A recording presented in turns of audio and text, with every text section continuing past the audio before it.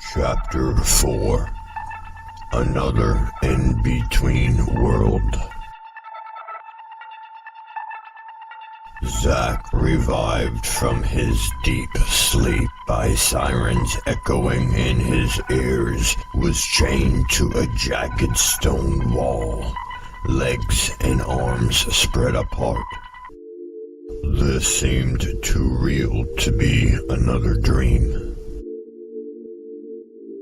Deep under the Red Mountains hides haunted tunnels that lead throughout the undergrounds. Not many adults know these passageways. Tunnels spiral into themselves, creating a maze impossible to escape unless you know the exact layout. Old stone walls camouflaged by cobwebs paved each path to a different destination. Faces and riddles are painted on some of the stone structures. A thick liquid drips from the cold ancient walls. Dark, long corridors led to circular rooms with thousands of burning candles and a wall bookshelf filled with children's books. The children of morning lived down here, always dressed in white. Their eyes were all crystal gray. There were thousands and thousands of them flooding these secret tunnels. Skin pale white like vampires, they had dark hair but no face. They look exactly alike each other, but no faces. A few of the main members of the Children of Morning slipped into the dark tunnel that led further down into locked cells lined up in a row. Just past the empty cells, they entered a large room with very little light. Zack could barely raise his head to see the three childlike beings staring up at him. Weak, almost unable to speak. Who are you? Where am I? He anxiously asked. One of the faceless children stepped forward. We are aware that you met the Father. He spoke in a soft, soothing, and hypnotic tone. Now we must show you so much more.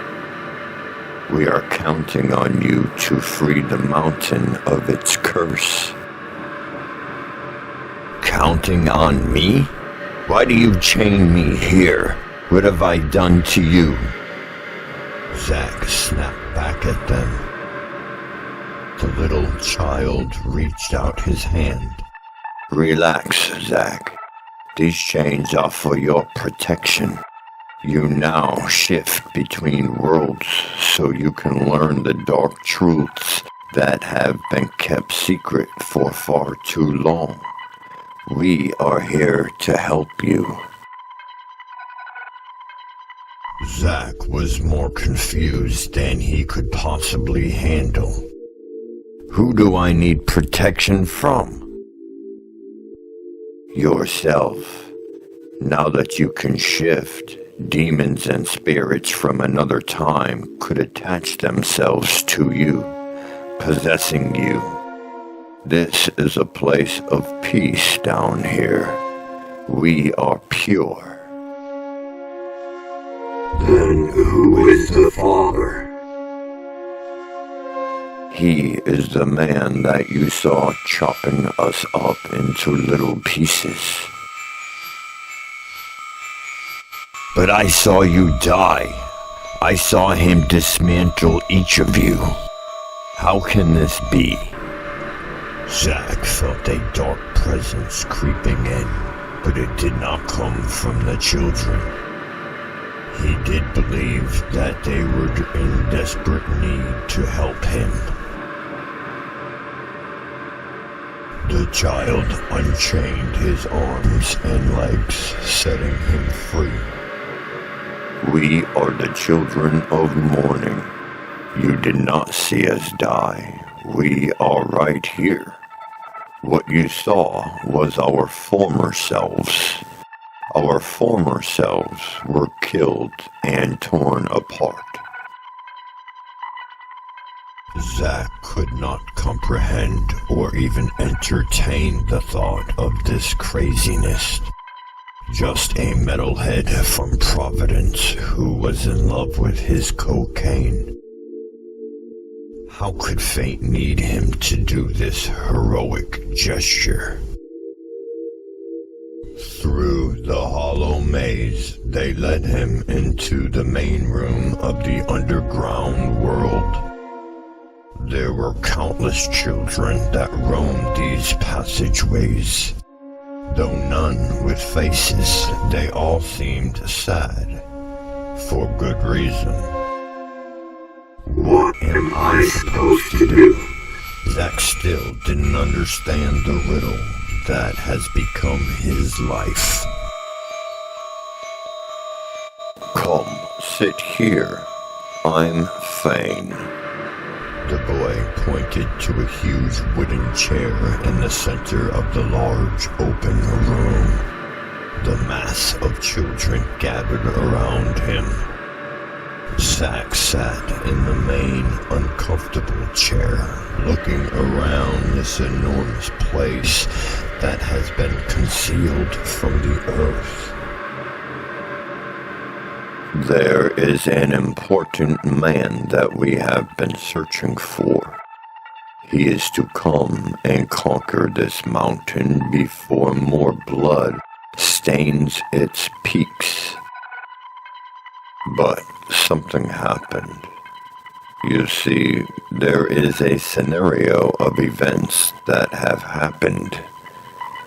Someone knows the importance of this man and now wants him dead. Who is this man? What is his name? Maybe Zack was starting to realize how serious this was. He is called Sebastian. He is our only hope of survival. There is a woman, a dangerous woman with veins of witchcraft that also has been searching for him. Isabella, the Black Witch. Blood began dripping from Zack's eyes, and his body started to spasm, transporting him to another in-between world. He woke up what felt like seconds later. Looking around, he is now faced with the landscape around an old, dark well. His red eyes following, slowly looking deep into the heart of the well. Haunting echoes and soft chilling cries can be heard like voices forever trapped in the painful past. It smells like rotten flesh, slithering deeper down the blood-stained walls of this well. His vision became blurred the more he tried to focus on the details. Zack became easily frustrated knowing that this episode might be worse than the last. Worse than the wicked father. The first thing that he realized was that the casing to the well was made of bone. Smooth, perfectly circular well with immaculate walls of human bones.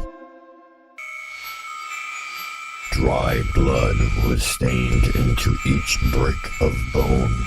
Thick cobwebs hang by the thousands to illuminate the swarms of spiders.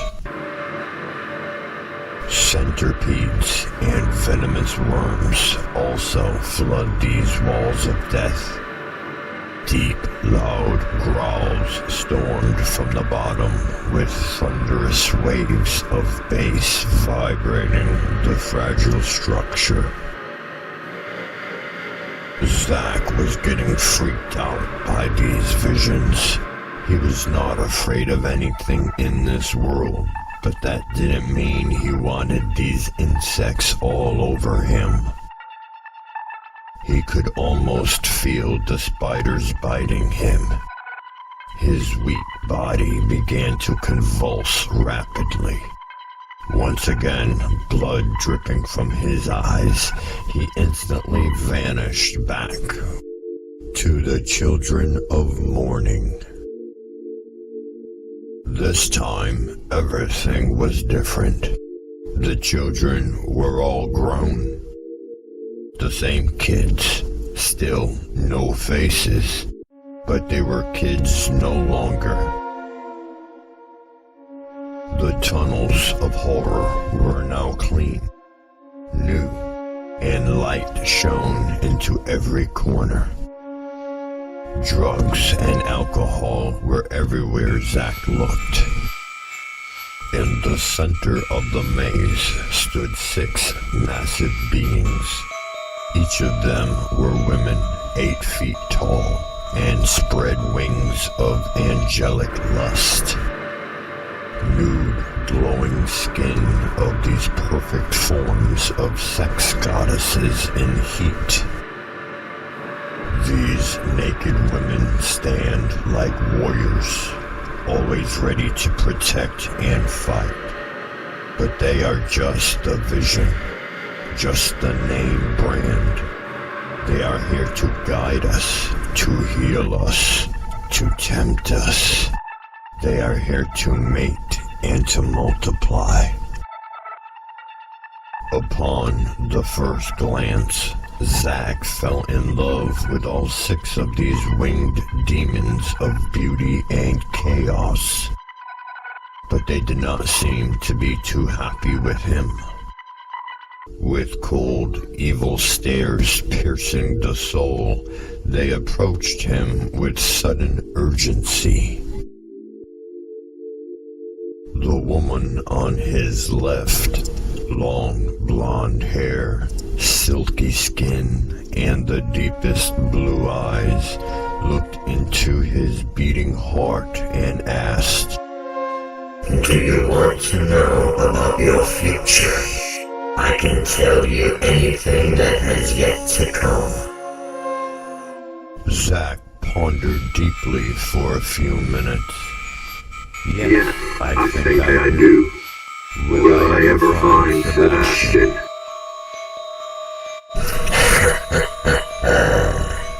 It doesn't work that way, boy. For each detail that I give to you, someone must die. A random, brutal death for each clue or hint.